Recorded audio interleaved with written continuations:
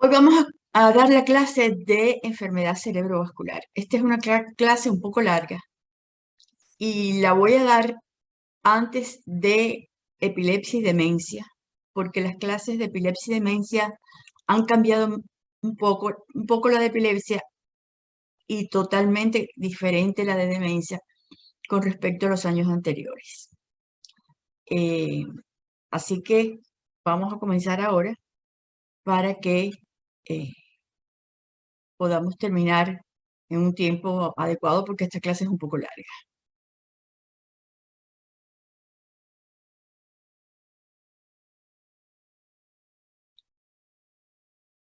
Fíjense. Las enfermedades cerebrovasculares. Este es el objetivo que ustedes tienen delante.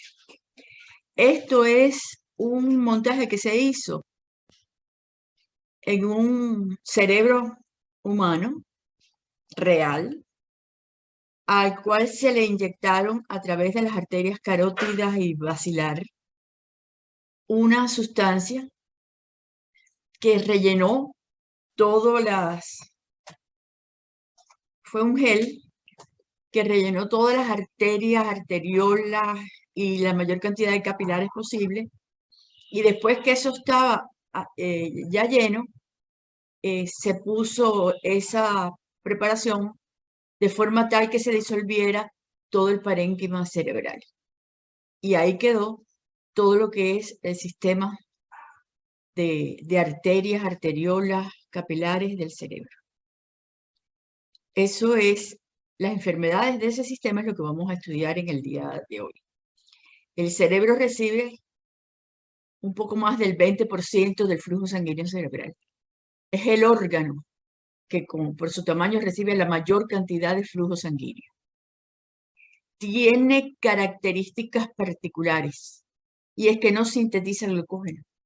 Y como no sintetiza glucógeno en la célula nerviosa, pues cuando no llega flujo sanguíneo, la célula inmediatamente entra en un fenómeno de necrosis y muere. Por lo tanto, como vimos en la clase de shock en cardiovascular, se priorizan siempre el flujo sanguíneo ante cualquier eventualidad.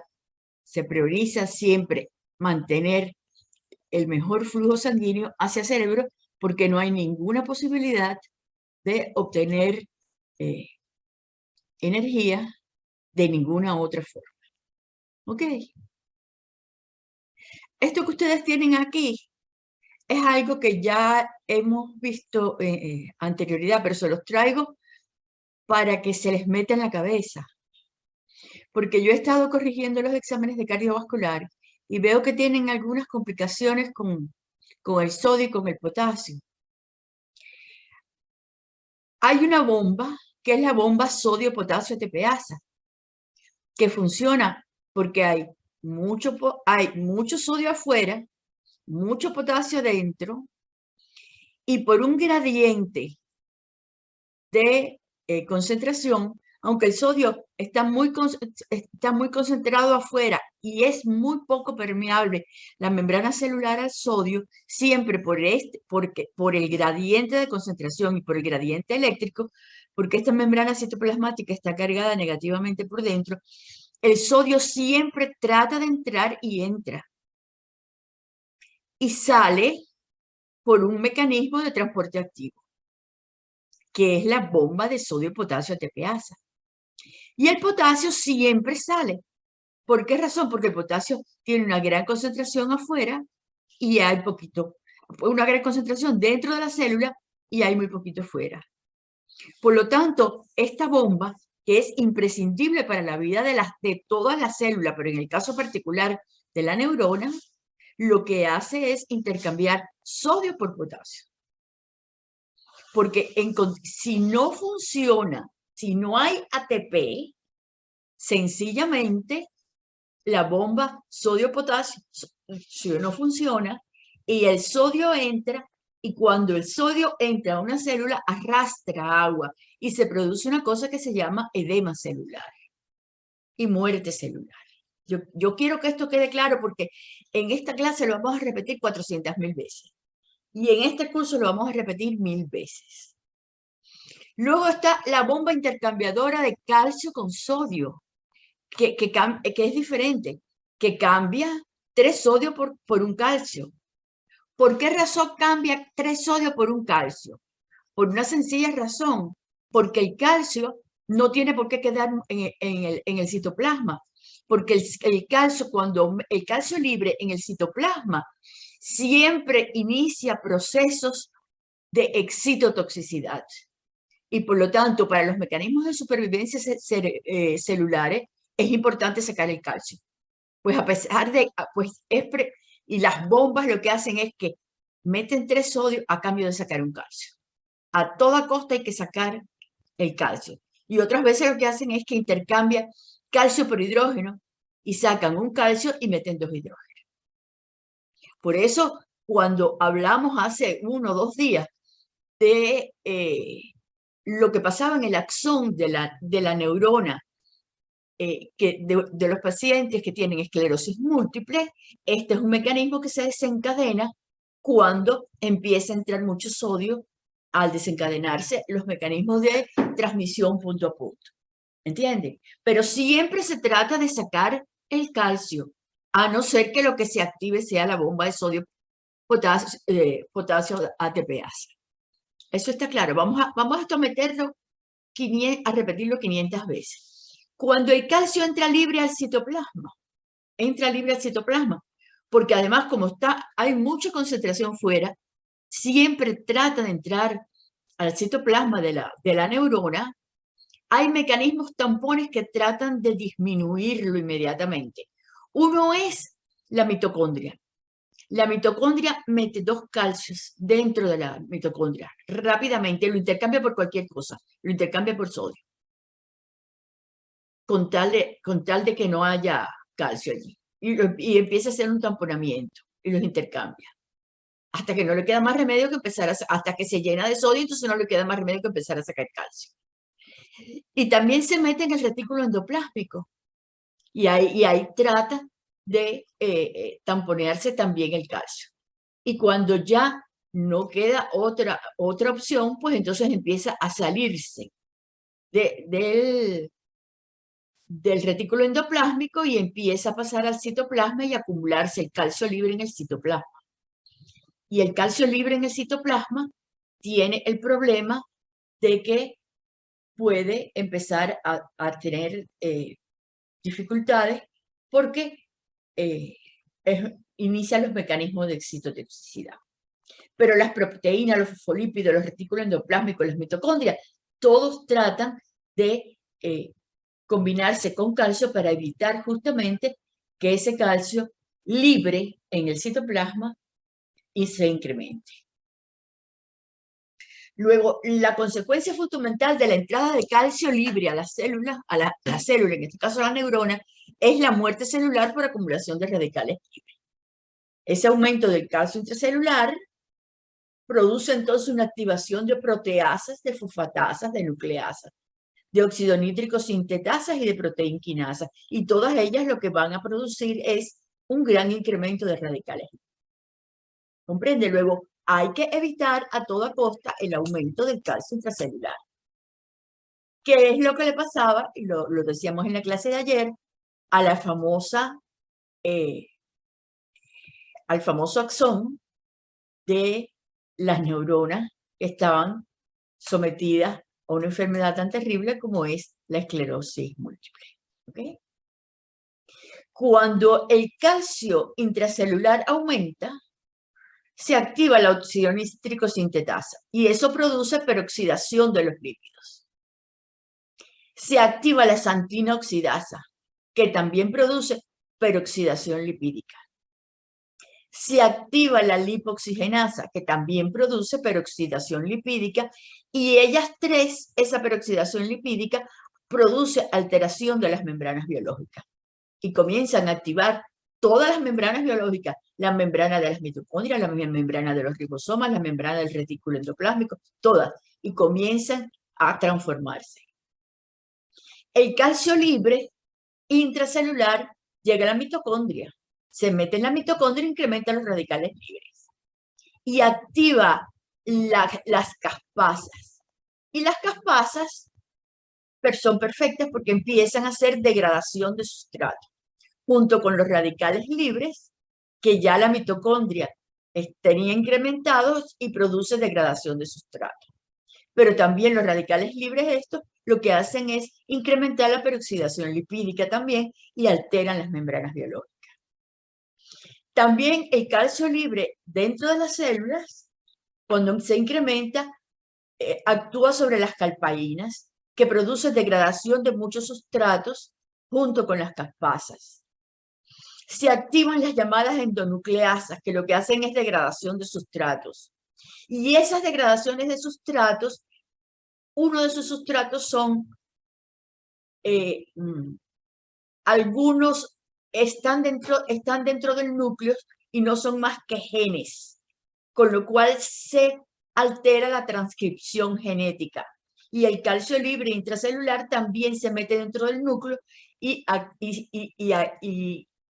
lo que hace es alterar algunos genes y comienza a activar la transcripción genética.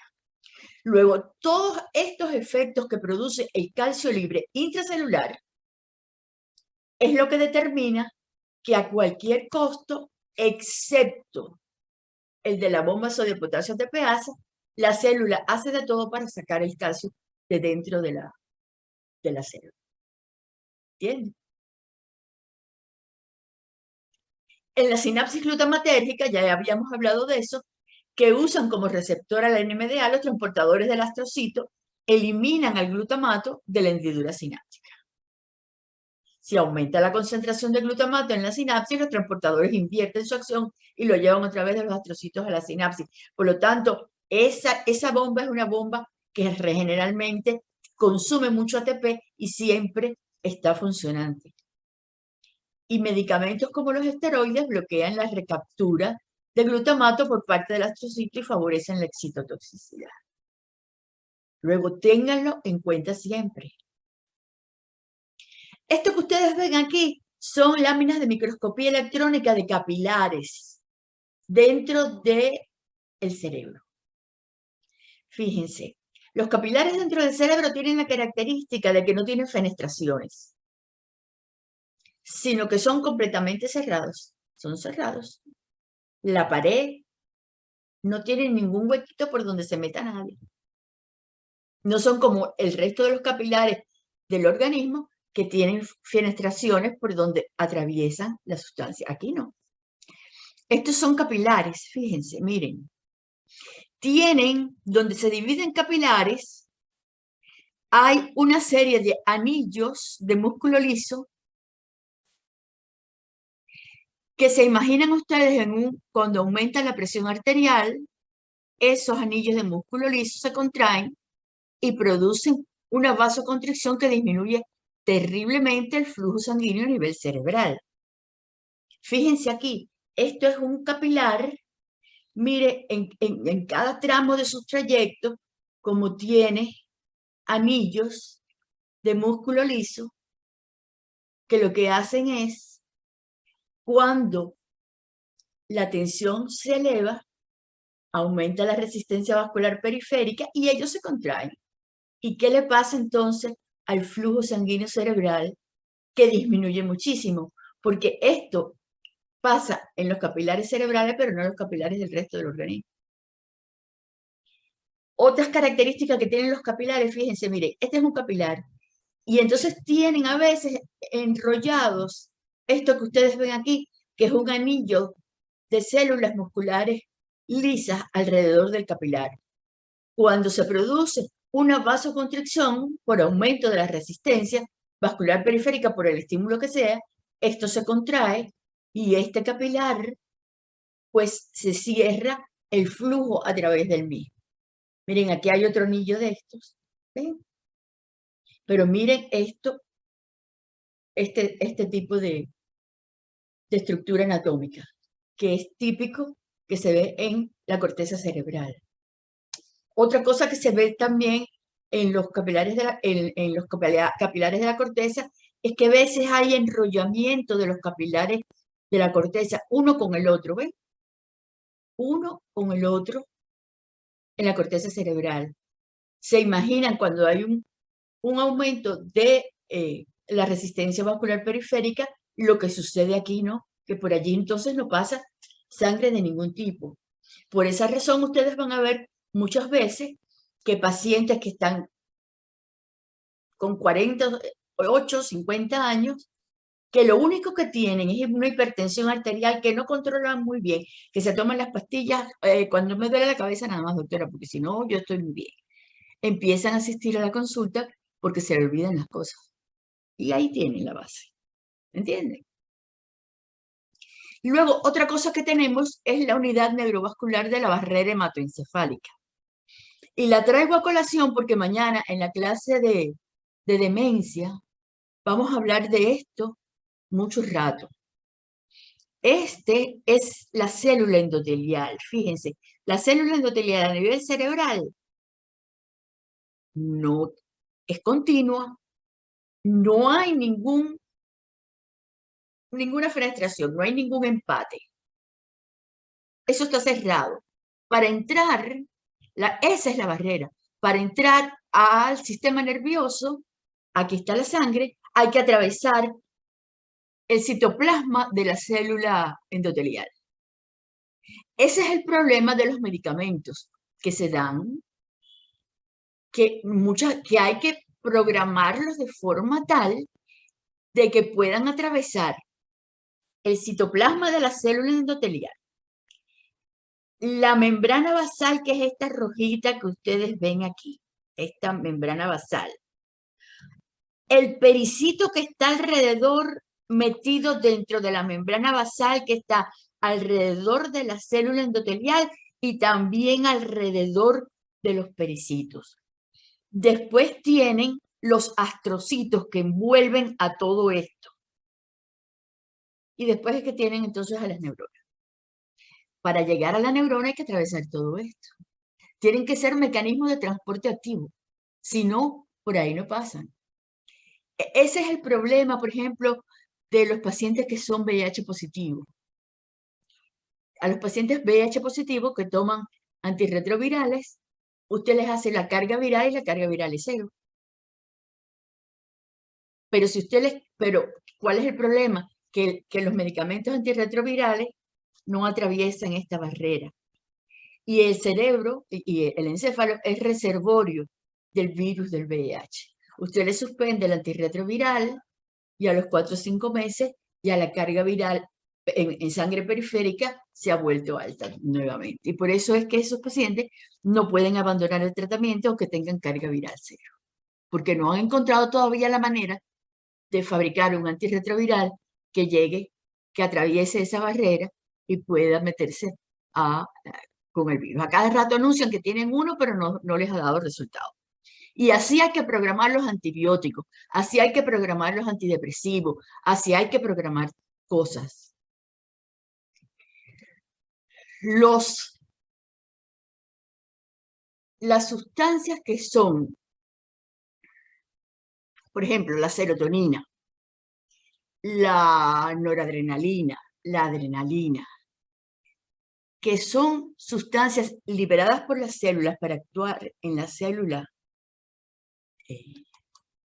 postsináptica, esos neurotransmisores los fabrica la neurona a partir de precursores. Y eso está dentro del sistema nervioso. Luego, hay por ahí quien hace exámenes de sangre para ver cuánta serotonina o cuánta no sé cuánto tienes. Pero eso es lo que tienes en sangre periférica, pero no es lo que tienes aquí en la cabeza. ¿Entiendes? Se entiende esta cosa, pero tienen que entender esto, que existe esta barrera, y esta barrera nada más que está dentro del sistema nervioso. Yo quiero que les quede bien claro eso.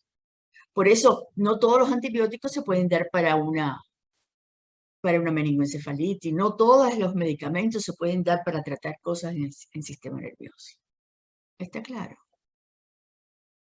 Y esto que ustedes ven aquí es un astrocito. El astrocito tiene prolongaciones que cubren por completo los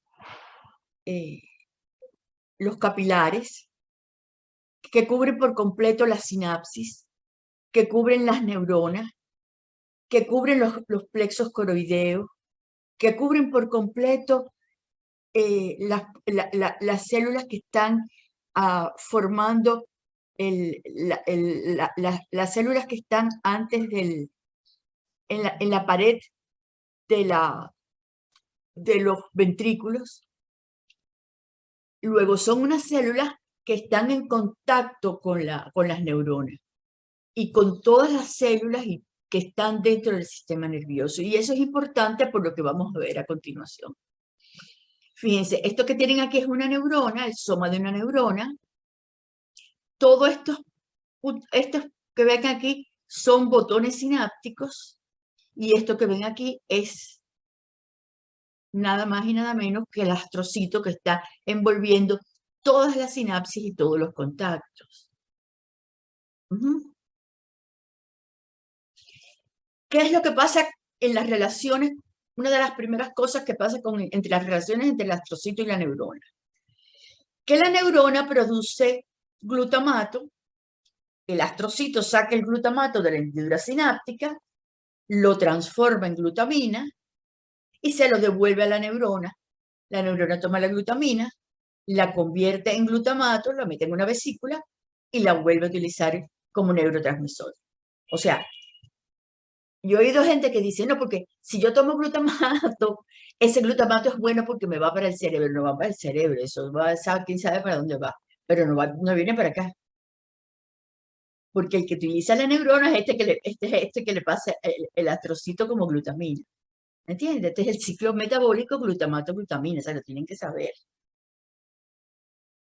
Y este es un ciclo muy interesante que también se tiene que saber porque tiene que ver con la enfermedad cerebrovascular. Si ustedes tienen una neurona y hay un potencial de acción,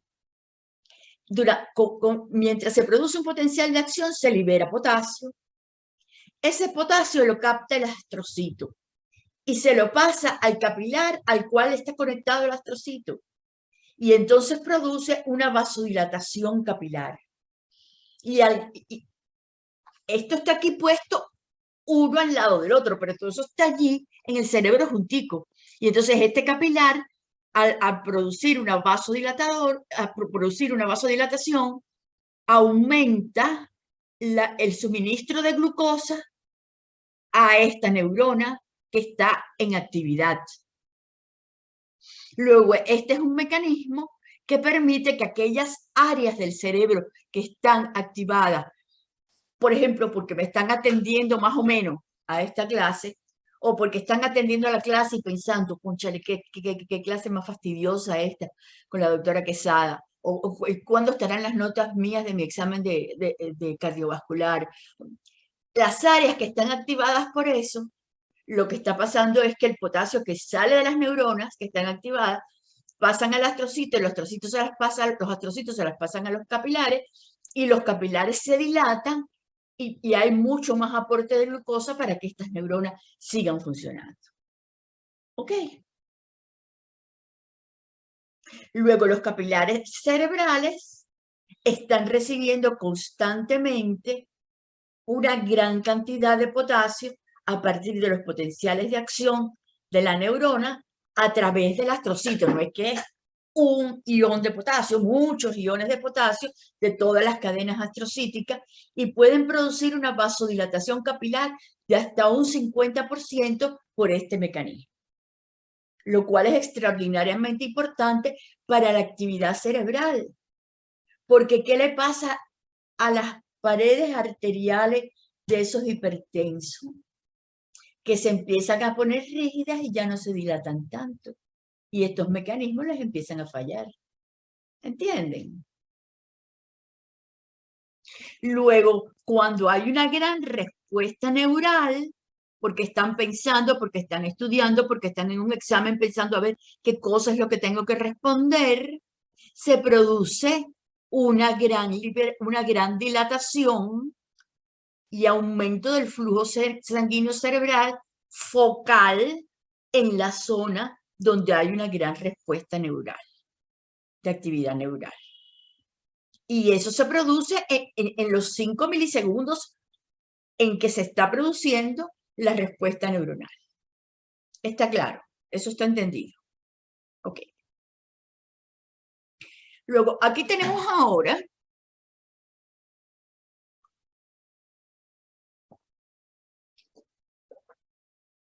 problemas anatómicos que yo creo que ustedes se lo saben. Esto que tienen aquí es el callado de la aorta.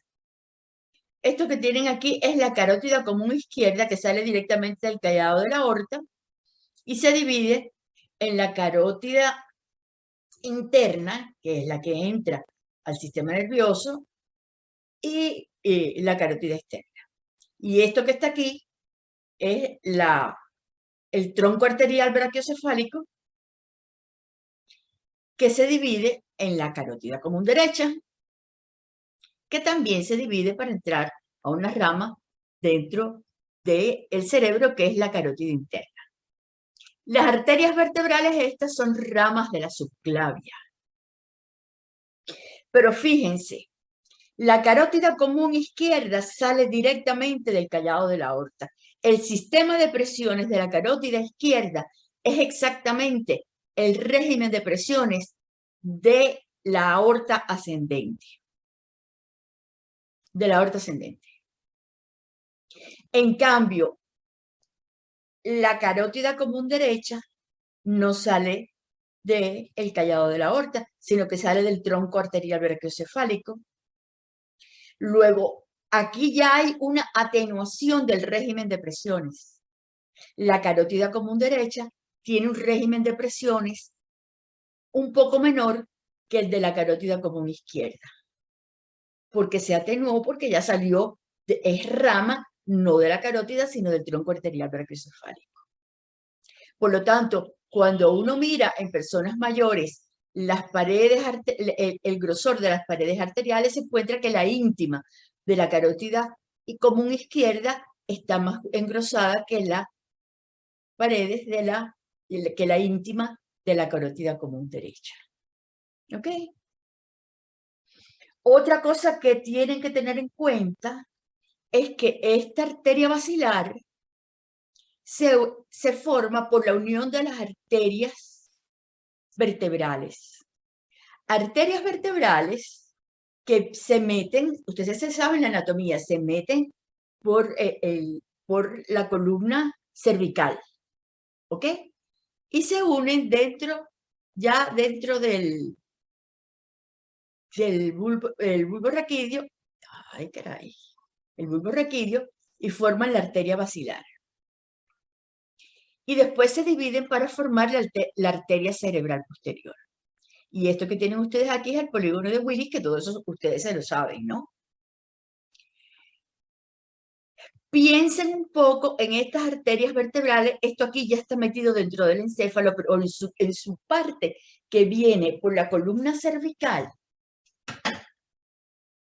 estamos viendo muchos problemas porque cada vez que se pasan horas de horas así, inclinados sobre el celular, sobre la tablet, hay un problema de compresión de esas arterias vertebrales por el lugar donde están puestas, y entonces estamos viendo problemas de compresión radicular allí, de compresión de esas arterias, ¿entienden? Entonces, tengan un poquito de cuidado con eso. Yo les había dicho que se acuerdan que habíamos dicho en las clases anteriores, en cardiovascular, que las bifurcaciones o las curvaturas aumentaban el régimen de turbulencia. Miren, esto que ustedes tienen aquí es la arteria cerebral anterior. Fíjense que ella tiene una curvatura por encima del cuerpo calloso y después se divide para formar las ramas singular y las ramas finales. Con mucha frecuencia y siempre al final uno se encuentra, cuando está estudiando a estos pacientes, que hay muchos fenómenos isquémicos aquí. ¿Por qué razón? Porque aquí se producen muchos incrementos de la turbulencia por esta curvatura que se está produciendo. Pero además, fíjense, las ramas de la arteria cerebral media, generalmente las arterias perforantes, lo deben haber visto en anatomía, salen perpendicular, así, a la arteria cerebral media. Y ahí se crea un régimen de turbulencia importante que produce muchas áreas donde hay placas de ateroma. Y esto se lo tienen que aprender porque lo vamos a ver en el resto de la unidad. Este es un capilar, que llega hasta aquí, y esto es la última área dentro del sistema nervioso que irriga. Y este es otro capilar que se divide en sus ramitas finales, y esta es la última área que irriga ese capilar. Y esto que está aquí rayado es territorio de nadie. Esto aquí se llama territorio terminal de este capilar, y este es el territorio terminal de este capilar. Y esto que está aquí es el territorio limítrofe, que no está irrigado ni por este ni por este, sino que se produce el paso de sustancias,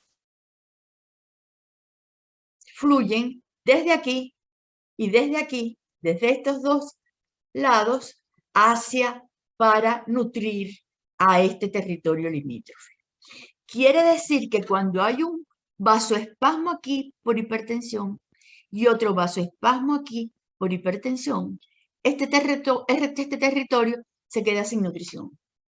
Ahí no llega oxígeno, ahí no llega glucosa, ahí no llega nada. Y no se crean que es un pedacito así. Por ejemplo, la circunvolución frontal medial, casi todo es así. Casi todo es así. Territorio limítrofe. Muchas áreas parietales, casi todas son áreas limítrofes. Muchísimas áreas corticales tienen grandes extensiones de territorio limítrofe. Con lo cual lo que empieza a pasar es que el paciente hipertenso empieza a tener una caída de flujo progresiva, y entonces pues empiezan a tener algunos trastornos cognitivos que nadie se explica de dónde salen. ¿Está claro? Ok. ¿Y qué cosa es un accidente vascular cerebral? Porque eso en Venezuela es la primera causa de muerte, más que el infarto. Se aplica al síndrome neurológico focal repentino, que aparece rápidamente, de modo específico al tipo de síndrome neurológico focal debido a la enfermedad cerebrovascular. Eso es un accidente vascular cerebral, por definición. ¿Y qué cosa es una enfermedad cerebrovascular? Indica cualquier anormalidad cerebral que resulta de un proceso patológico de los vasos sanguíneos. Cualquiera. Aneurismas, vasculitis, infartos, enrollamiento patológico, lo que sea.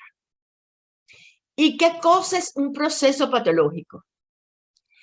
Un proceso patológico tiene un significado inclusivo. Inclusivo, ahí entran muchas cosas.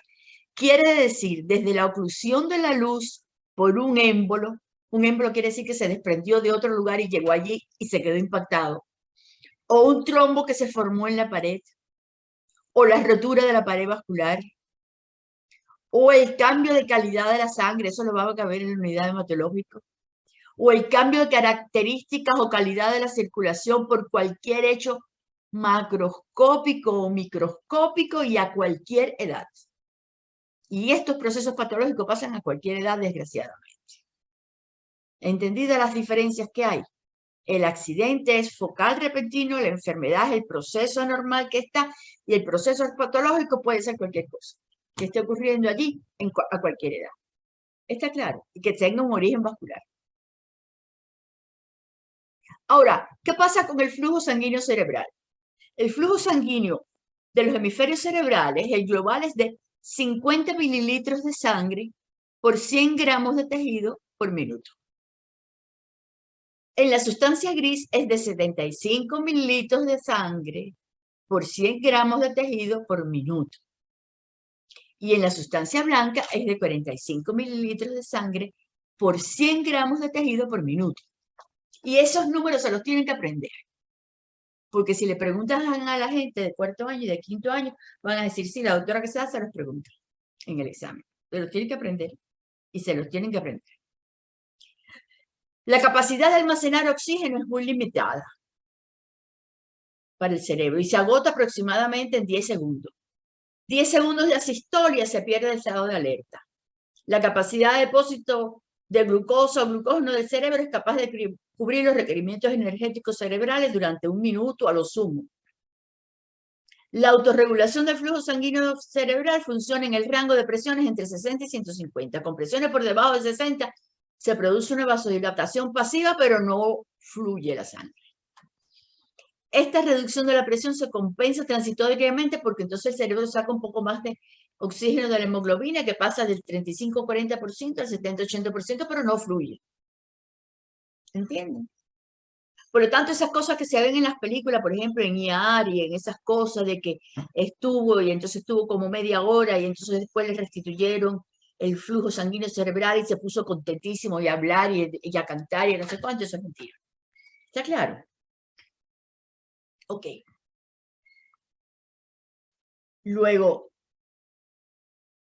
este es el flujo sanguíneo cerebral.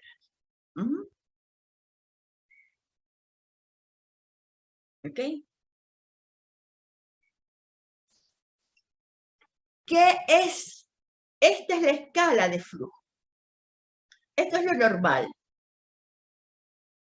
50. Vamos a ponerle 50. Si un paciente es hipertenso o está viejo o tiene muchas placas de ateroma o tiene una enfermedad pulmonar obstructiva crónica o es un diabético con muchas placas de ateromas en la cabeza, pues esto empieza a bajar de 50 para acá y empieza a bajar y empieza a bajar y empieza a bajar y empieza a bajar. Y llega a 23. Y se dice que 23 es el umbral isquémico. ¿Qué quiere decir el umbral isquémico? Que empieza a haber una cosa que se llama penumbra isquémica, que el tejido está metabólicamente comprometido, pero potencialmente viable. ¿Por qué? Porque empieza a fallar, ¿qué bombas? Las bombas que más consumen ATP. ¿Cuál es una de las primeras bombas que falla? La que saca el glutamato de la hendidura sináptica, porque esa es una bomba que consume una cantidad de ATP terrible. Las bombas que sacan calcio de dentro de la neurona. ¿Entienden? Entonces, si sigue bajando y bajando y bajando, puede haber fallas eléctricas y puede haber pérdidas reversibles de neurotransmisores si uno restituye el flujo. Por ejemplo, le cambian el tratamiento para la hipertensión arterial y entonces la resistencia vascular periférica disminuye en el paciente y mejora el flujo sanguíneo cerebral. Eso es perfecto. Pero si un paciente tiene un evento como un infarto, que se forma un trombo en una placa de ateroma en la arteria cerebral media, por ejemplo, el flujo en un área, en el territorio distal a la arteria que se ocluyó, llega a 10, y cuando llega a 10, la bomba que falla es la bomba de sodio, potasio, ATPasa, porque es la que menos ATP consume. Y entonces empieza el sodio que entra porque sencillamente tiene es más fácil, las mayores concentraciones están en el exterior y las menores en el interior, entonces tanto por el gradiente eléctrico como por el gradiente iónico, siempre entra sodio. y detrás del sodio entra agua y se produce un edema y se produce la muerte celular por necrosis. Y hay pérdida irreversible de ATP con salidas de iones y muerte celular. ¿Ok? Esto ustedes lo van a ver en la práctica clínica, porque, por ejemplo, si tienen un paciente anciano que andaba funcionando por aquí, ustedes no saben que funcionaba por aquí, pero es un paciente anciano, hipertenso, de esos que se toman las pastillas más o menos, o que hace 10 años que no, se está tomando las mismas pastillas que se tomaba hace 10 años y no se ha chequeado más la atención porque no le duele la cabeza. Y tiene problemas con la diabetes o tiene problemas no sé cuánto. Y de momento tuvo una crisis de diarrea. Tuvo mucha diarrea. Se deshidrata. Pierde mucho líquido. Las áreas del cerebro que están en 23 o en 10 o en 20 o en 18, hay algunas áreas que pueden llegar aquí y tener un infarto. Y uno dice, pero ¿cómo es posible si lo único que tuvo fueron unas diarreas? Y entonces la gente empieza a decir, hay diarreas ahí que provocan ACV, infarto cerebral. ¿Entiendes? O tiene neumonía. Y entonces empieza a saturar menor cantidad de oxígeno. Y entonces baja de aquí a aquí. Aquí. ¿Entienden? Y esa es una pregunta que yo he hecho 7000 veces. Se las advierto porque no es porque a mí me gusta hacer la pregunta, es porque es algo que se va a encontrar muchísimas veces. Y eso ha pasado mucho ahora en esta epidemia de COVID. Que la saturación de oxígeno baja, y tienen un ACV, pero no es por culpa del COVID, sino por la baja de la saturación. ¿Entienden? Hay a veces una ventana terapéutica, un periodo de tiempo de 3 a 6 horas durante la cual la restitución del flujo o la inhibición de los mediadores de daño celular isquémico evitarían la muerte de células que están potencialmente viables. Pero si ese umbral se pasa, cualquier medida terapéutica resulta estéril. ¿Cuáles son las que están aquí? Porque las que ya pasaron de 10 para abajo, esas no tienen arreglo, no tienen ninguna solución. La normalización del flujo sanguíneo cerebral, sin embargo, promueve una recuperación completa solo cuando tiene lugar muy precozmente, pero puede contribuir a evitar la extensión del infarto en las primeras 3 a 6 horas, que es la ventana para la reperfusión. Luego, lo único que se evita es que el infarto, en lugar de ser así, sea así. ¿Está claro?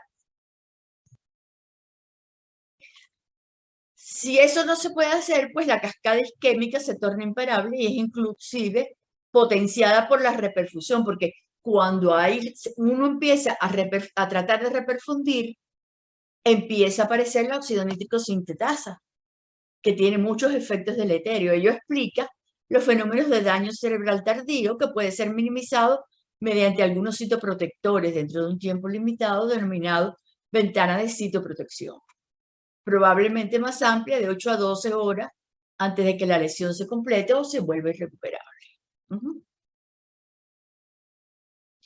Porque, ¿qué es lo que pasa, por ejemplo, con la acidosis que se produce cuando hay una isquemia cerebral? Los niveles máximos son al tercer minuto de isquemia, peor que en pacientes con hiperglicemia. Cuando baja el oxígeno y disminuye muchísimo la glicemia, aumenta mucho el ácido láctico. Y se produce una disfunción endotelial con desnaturalización de proteínas que desplazan el calcio de la unión proteica y empieza a acumularse el calcio intracelular. Este ácido láctico produce recaptación de neurotransmisores de forma anómala, produce edema intracelular, inhibe la fosforilación oxidativa y favorece la formación de radicales libres. Y eso pasa en el tercer minuto de la isquemia. No en el tercer día, en el tercer minuto, cuando la gente está corriendo todavía de la casa para ver cómo llevan el paciente para el hospital. O sea, cuando llegaron a ustedes ya llevan como media hora. ¿Entienden? ¿Cuáles son las células con mayor vulnerabilidad al daño cerebrovascular isquémico? Las neuronas piramidales del hipocampo, de esta zona. Las pequeñas y medianas neuronas del cuerpo estriado. Las células de Purkinje del cerebelo. Las neuronas de las capas 3, 5 y 6 de la corteza. El aclaramiento del lactato en el hipocampo, o sea, del ácido láctico en el hipocampo, después de la reperfusión, es más lento en el hipocampo que en el resto del sistema nervioso central. Lo que hace que las lesiones del lóbulo temporal, principalmente del hipocampo, sean mayores, aunque el daño haya sido más en otras áreas. El grado de desorganización celular está en función de la intensidad y de la duración de la isquemia. La alteración neuronal es más precoz que la presentada naturalmente por astrocitos y células endoteliales, porque tienen metabolismos diferentes a la neurona. Ahora, los infartos pueden o no cambiar sus características. Están los infartos pálidos. Ustedes los van a ver en los informes de las resonancias magnéticas. Infartos pálidos están desprovistos de sangre. No llega sangre. A veces tienen un poco de congestión leve con una dilatación de algunos vasos sanguíneos que están metidos dentro del infarto y escapan algunos eritrocitos por aumento de la permeabilidad capilar, principalmente en el borde del infarto. Y están los llamados infartos rojos o con transformación hemorrágica, donde hay extravasación intensa de sangre desde muchos vasos pequeños en el tejido infartado. Generalmente se ve en los infartos que son de origen embólico, cuando el coágulo ese se empieza a desintegrar, la circulación se restablece en el tejido infartado, hay muchos cambios de permeabilidad y se produce sangramiento. Naturalmente, cuando el radiólogo les dice a ustedes, en primer lugar, cuando tienen a alguien con un ACV ni se les ocurre darle un anticoagulante, ni aspirina, ni clopidogrel, ni nada de eso, hasta que no tienen el informe del radiólogo en las manos. Porque si es un infarto con transformación hemorrágica, ustedes no pueden dar ningún antiagregante ni ningún anticoagulante. ¿Entienden? Ahora, muchos infartos son de tipo mixto y tampoco se pueden dar. Entonces, tienen que tener mucho cuidado con eso. Hay otros fenómenos de tipo vascular a nivel cerebral, que es la llamada, y se produce mucho por cuenta de la hipertensión o de aneurismas que estén, y se ven en gente joven por cuenta de aneurismas congénitos, que son las hemorragias subaranoideas. La hemorragia subaranoidea se rompe una arteria y hay aumento de la presión intracerebral por acumulación de sangre en el espacio subaranoideo. Y eso produce inmediatamente un gran vasoespasmo reflejo para impedir que eso siga sangrando. Pero no solo el vasoespasmo es en la arteria que se rompió, el vasoespasmo es de todas las arterias cerebrales. Entonces se produce un vasoespasmo, pero para todas las arterias. Entonces no le pasa sangre a nadie. Y entonces se produce una caída del flujo sanguíneo cerebral terrible para todo el cerebro con una gran isquemia para todo. Y este aumento de la presión intracerebral por acúmulo de sangre en el espacio subaranoideo lo que hace es aumentar la resistencia vascular por compresión de la sangre. Ese vasoespasmo por la hemorragia subaranoidea es un vasoespasmo que se produce de las grandes arterias de la base del cráneo. Arteria cerebral anterior, arteria cerebral media, polígono de Willis, arteria cerebral posterior. Es peor cuanto mayor es la hemorragia. Esto no es un vasoespasmo de capilares, es vasoespasmo de esa señora arteria. Aparece no en el momento, aparece como a partir del cuarto día de la hemorragia subaranoidea. Cuando la familia empieza a ponerse contenta, ay, porque está mejor y no sé cuándo. No, ahí es cuando empieza el problema. tiene su máxima incidencia entre los días 7 y 10 post-hemorragia. Si no se muere, se resuelve entre los días 10 y 14 con tratamiento. 10 y 14 post-hemorragia. En el 30% de los casos, la isquemia producida por el vasoespasmo produce un infarto cerebral. O sea, realmente lo que mata al paciente, lo que mata y produce daño en el paciente es la isquemia que produce el vasoespasmo. Y se puede prevenir porque cuando empieza la hemorragia subaracnoidea se empiezan a dar medicamentos adecuados para prevenir esa isquemia. Y hay medicamentos para prevenirlo, se empiezan a dar, apenas empieza la hemorragia subaracnoidea, hay que empezar a dar el medicamento. ¿Entienden? ¿Cuáles son los mecanismos fisiopatológicos del vasoespasmo por hemorragia subaracnoidea? La liberación de sustancias vasoactivas de la sangre que se acumulan en las cisternas basales, la oxihemoglobina. La oxihemoglobina es una sustancia vasoactiva y produce vasoespasmo. Porque la sangre se fluye para abajo y se mete en la base del cerebro. Las sustancias vasoactivas liberadas en el endotelio lesionado, en la íntima y en la media, que se llama endotelina. Luego, el mecanismo fisiopatológico del vasoespasmo por hemorragia subaracnoidea es un mecanismo en el cual la oxihemoglobina comienza un proceso de autooxidación para transformarse en metahemoglobina.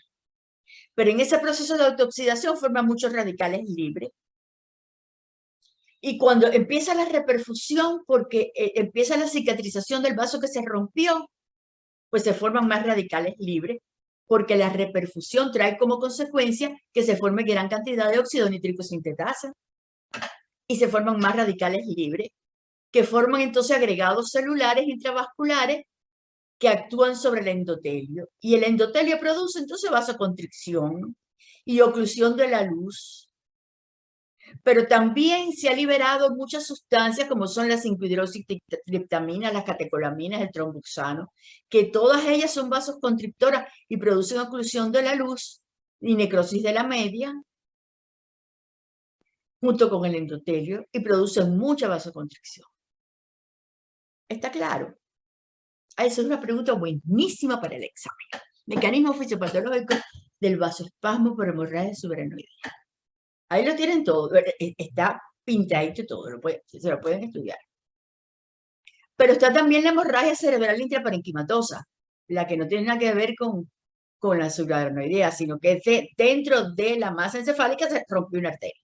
Se desarrolla un área isquémica cuyo volumen excede varias veces al volumen de la hemorragia. La sangre acumulada aumenta la presión local, lo cual disminuye el flujo sanguíneo cerebral por compresión. Hay vasoespasmo por las sustancias vasoactivas vertidas en el intersticio desde la propia sangre extravasada.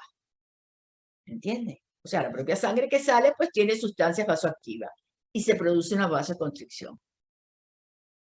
Fíjense, esto que ustedes ven aquí es una foto de la revista American Stroke Association, la revista Stroke, y ustedes tienen aquí, miren, este es el área de la hemorragia, este es el área del infarto, este es el área del infarto, pero toda esta área es área de penumbra isquémica, quiere decir que esto está por debajo de 10 mililitros por 100 gramos de tejido por minuto, pero todo esto está en penumbra isquémica, está por debajo de 25.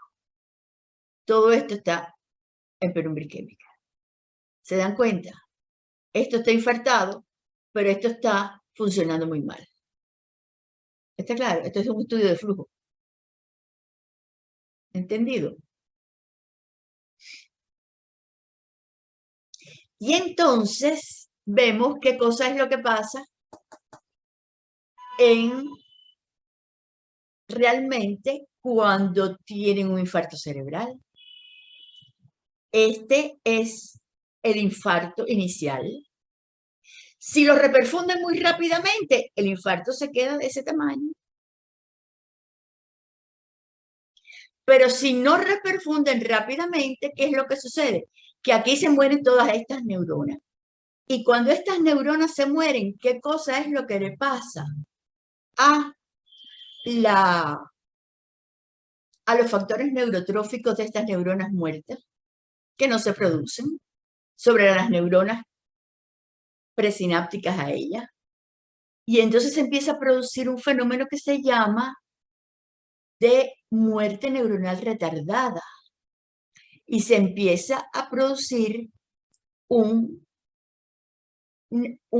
expansión del área de muerte neuronal que demora unos meses. No es que demore 3 días, unos meses. Por lo tanto, uno tiene que tratar de reperfundir esto lo más que se pueda, con toda una serie de sustancias citoprotectoras que ayudan a que esto no pase. O sea, que no se inicie la apoptosis porque no hay los factores neuroprotectores de estas neuronas que estaban aquí. Porque si no, el área de infarto es de este tamaño. ¿Se dan cuenta? ¿Comprenden? ¿Y qué es lo que pasa con el estrés oxidativo? Se produce por el incremento de los radicales libres. El estrés oxidativo y la excitotoxicidad pueden producir ruptura de proteínas, ruptura del DNA nuclear, peroxidación de líquidos de la membrana,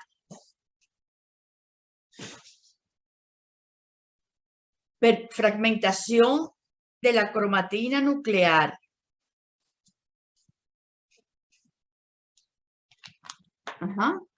y todo eso incrementa los radicales libres. Además, en las áreas de penumbra isquémica se incrementa mucho entonces el estrés oxidativo, la excitotoxicidad y los déficits de factores neurotróficos. Por lo tanto, se acelera la apoptosis y ocurre esto que tienen aquí. Que esta pequeña área de infarto se convierte en esto. Porque toda esta área es sometida a este proceso. ¿Está claro? Por lo tanto, si tenemos un proceso de isquemia, eso afecta a la membrana celular, se producen grandes entradas de calcio, se activan las proteasas, se producen trastornos mitocondriales, trastornos del retículo endoplásmico, se activan las caspasas, se producen trastornos de la regulación de la expresión genética, fragmentación del DNA, se altera la síntesis proteica, los factores tróficos se dejan de producir, las enzimas antioxidantes se producen y se forman muchos radicales libres.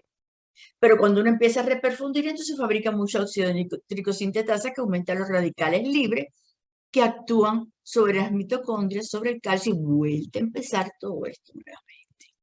¿Está claro? Pero existe un fenómeno que se llama fenómeno de diástasis.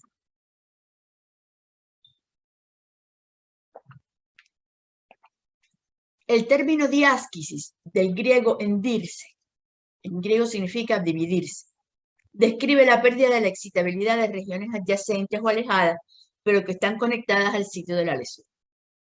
Ok. Se han descrito las diástasis córtico-espinales, córtico-cerebelosas, comisurales, o sea, de derecha a izquierda, o sea, el temporal derecho, el temporal izquierdo, asociativas, etc. El área en diástasis puede impedir la recuperación funcional del paciente, puede reorganizarse y contribuir a su recuperación. Depende de las condiciones funcionales del paciente. Por ejemplo, la región temporal derecha tiene un infarto. Y entonces, a través del cuerpo calloso se comunicaba por fibras comisurales con el temporal izquierdo. Y funcionan de esa manera. Pero si hay un infarto aquí, ya el temporal izquierdo no recibe la información del temporal derecho. Y empieza a haber problemas para el funcionamiento del temporal izquierdo, aunque no tenga un infarto. Y las otras áreas que recibían información del temporal derecho también empiezan a tener problemas, pero no tanto como las áreas, por ejemplo, que están unidas directamente comisuralmente a través del cuerpo calloso, como por ejemplo el temporal derecho como el temporal izquierdo, para ponerle un ejemplo. Por lo tanto, las áreas de diástasis presentan hipometabolismo en los primeros días después del infarto y disminución del flujo sanguíneo cerebral sin infarto. ¿Por qué disminución del flujo sanguíneo cerebral? Porque están funcionando menos, y si están funcionando menos, los astrocitos no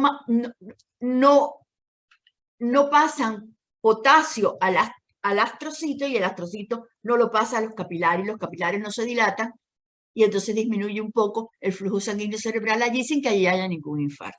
Y eso lo han medido 500 veces. ¿Entienden? Luego, hay que tratar, cuando se conoce esto, en los centros que están muy bien organizados para la restauración neurológica de los pacientes, en el acto saben, el paciente tiene un infarto parietal izquierdo, pues ya se sabe que hay que empezar a trabajar sobre todas las áreas que pudieran conectarse con el paciente, ¿entiendes? Y hacen mapas de este tipo, por ejemplo. Este es un estudio de flujo. Este paciente tiene este infarto y entonces se ven cuáles son las otras áreas que están metidas con este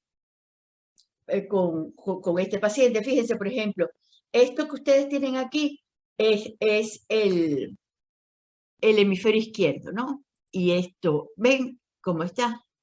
Y fíjense, el hemisferio derecho también tiene una caída de flujo relacionada con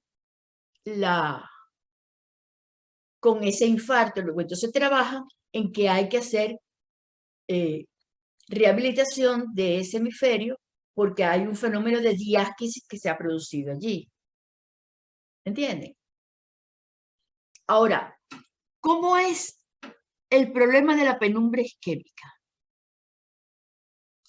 La penumbra isquémica es un problema desde el punto de vista de la disfunción presináptica y de la disfunción sináptica en general. ¿Por qué razón? Primero, porque hay disminución, hay formación de peroxinitritos. ¿Y qué hacen los peroxinitritos? Disminuyen la función de las vesículas sinápticas. Disminuyen la liberación de GABA. Disminuyen el transporte de GABA. Producen fosforilación de proteínas presinápticas, como la sinapsina 1. Producen lesión de mitocondrias sinápticas. Disminuyen las proteínas y vesículas sinápticas como consecuencia de alteración del DNA de las neuronas presinápticas. Fíjese, eso es en la parte presináptica.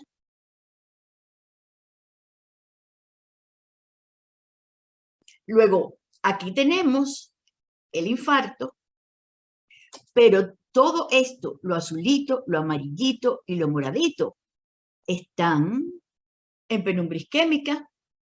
Por lo tanto, todo esto está funcionando desde el punto de vista presináptico mal, porque está teniendo un trastorno para la fusión de vesículas sinápticas, pero sobre todo para las del GABA. Quiere decir que hay un problema de la parte presináptica, pero sobre todo de neurotransmisores de tipo inhibitorio. ¿Ok? Y fíjense en esta lámina. Este es el infarto, pero todo esto es penumbra isquémica. ¿Ok? En las áreas de penumbra isquémica también la hipoperfusión impide que exista el ATP necesario para recaptar el glutamato de la hendidura sináptica, transportarlo al astrocito y convertirlo en glutamina para llevárselo a las neuronas. Y eso trae como consecuencia la acumulación de glutamato en la hendidura sináptica, que es un neurotransmisor excitatorio. Por lo tanto, si hay una disfunción presináptica que afecta principalmente al GABA, se produce un desbalance que favorece a la excitabilidad, porque no se puede sacar el glutamato, no se puede liberar el GABA, y todo eso favorece a que haya un aumento de excitabilidad, lo cual es un factor que con frecuencia produce convulsiones en los pacientes con infartos cerebrales. Ustedes verán en la sala que enseguida los pacientes que tienen accidentes cerebrovasculares los profesores de ustedes o los residentes le ponen Epamin, Valpron, qué sé yo, cualquier anticonvulsivante. Pero a lo mejor ya se les olvidó por qué se lo ponen. Y le dicen, no, porque muchas veces hacen convulsión y hacen convulsiones por este mecanismo. Pero ¿qué más pasa también en estos pacientes? Pasa que hay edema. Y hay edemas, por ejemplo, el edema citotóxico, que es secundario a la hipoxia, con edema de las células, neuronas, glías, células endoteliales, por reducción del flujo sanguíneo cerebral y disminución del aporte de oxígeno e interrupción de la bomba de sodio-potasio. Ese es el edema citotóxico. Hay otro tipo de edema, que es un edema intersticial, que es otro tipo de edema, que es cuando se bloquea la circulación del líquido cefalorraquídeo. Se puede ver más cuando hay hemorragias que empujan. Se extienden 2 o 3 milímetros de la pared ventricular y lo que hace es aumentar la presión del líquido cefalorraquídeo. Y hay un edema que se llama edema vasogénico, que es mucho más complejo, que se produce en la cercanía de los tumores en crecimiento y donde hay daño de vasos sanguíneos y otros procesos localizados como hemorragia. Y es un edema de la sustancia blanca. Hay un aumento de la permeabilidad de las células endoteliales. Ese edema se produce porque las células endoteliales incrementan su permeabilidad como producto de sustancias liberadas o por tumores en crecimiento o por hemorragias. Y entonces, como al aumentar esa permeabilidad, lo que está pasando es que hay defectos en las uniones de las células endoteliales entre sí. Y hay aumento del transporte de vesícula entonces a través de las células endoteliales, lo cual está produciendo entonces un aumento de la permeabilidad de la barrera hematoencefálica. Y eso es malísimo en el cerebro. Luego, las proteasas que se liberan por tumores debilitan los mecanismos de barrera hematoencefálica, paso de proteínas, arrastre de agua y edema. Y ese es muchas veces el tumor que se ve alrededor de las hemorragias o alrededor de los tumores. Esa actividad de las proteasas produce fragmentos proteicos que tienen una actividad osmótica, arrastran agua. Y la acumulación de filtrado plasmático con alto contenido de fracciones proteicas en el espacio extracelular y entre las capas de mielina alteran el balance iónico de los axones y dificultan mucho el transporte,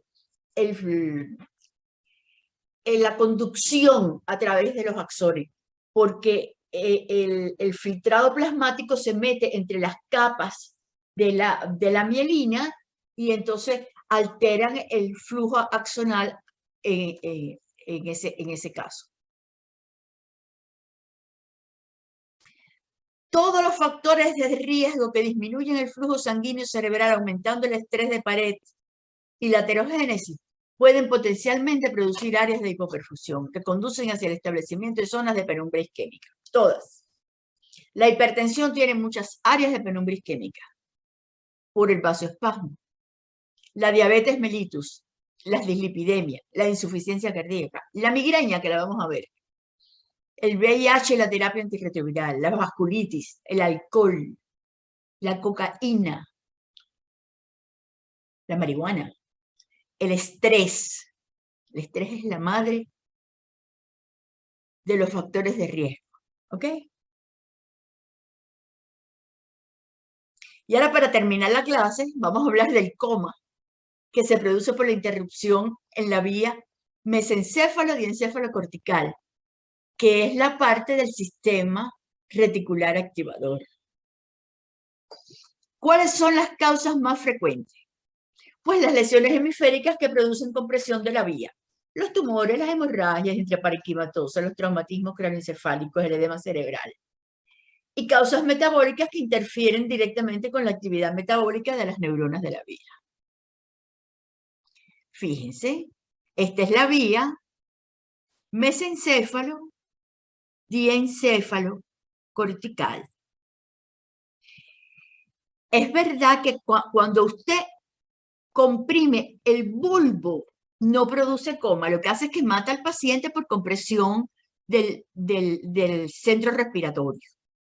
Pero cuando usted comprime el mesencéfalo, el diencéfalo y la corteza, corta esta vía, de alguna manera, el paciente cae en coma. ¿Me entiende?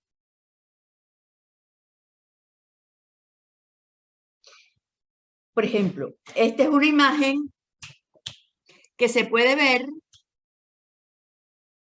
Por ejemplo, esta es la herniación transtentorial que tiene el lóbulo temporal, que comprime el mesencéfalo.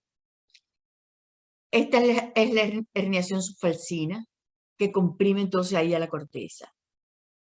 Pero esta no importa. Esta lo que pasa es que va a matar al paciente, pero no va a producir el estado de coma. ¿Comprenden? Pero esta sí. ¿Y sabe a quién se le produce mucho esto? A los boxeadores. Cuando los golpean y los golpean, esto es lo que se produce. ¿Ok? Luego, hay muchísimas causas metabólicas. La hipoxia, la isquemia global, la hipoglicemia, estados hiperosmolares, la acidosis, la alcalosis, todos los trastornos estos que tienen que ver con fenómenos metabólicos, las intoxicaciones farmacológicas, las deficiencias vitamínicas, las temperaturas extremas. Y entonces aparece un tema que se llama la muerte cerebral o encefálica. La muerte cerebral o encefálica se inventó cuando inventaron las terapias intensivas.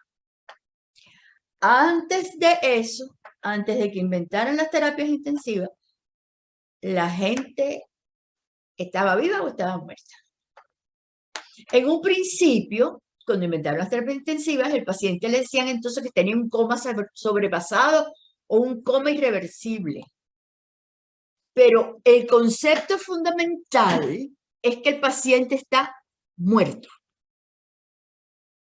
Y yo quiero que entiendan esto porque una cosa es el problema afectivo, otra cosa es el problema legal y otra cuestión es el problema médico. Esa muerte cerebral o encefálica se caracteriza por la ausencia de funciones de los hemisferios cerebrales, la ausencia de funciones del tallo cerebral, la irreversibilidad de este estado y la incapacidad de mantener la respiración y la contracción cardíaca sin medios artificiales.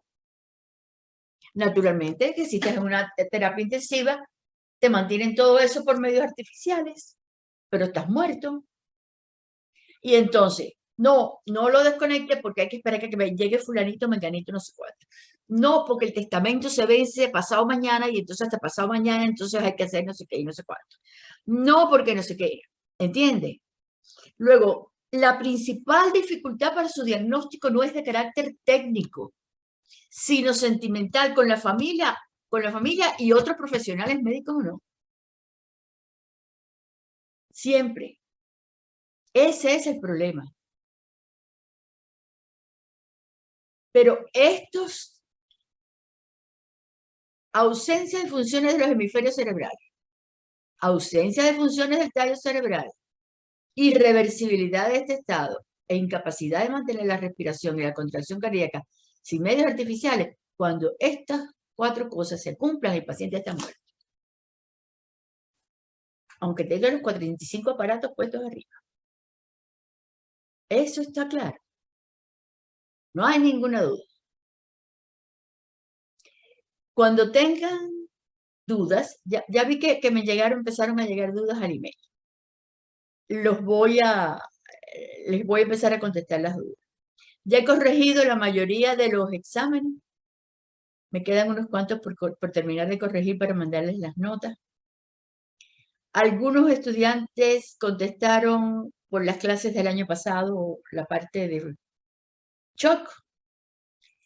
Y bueno,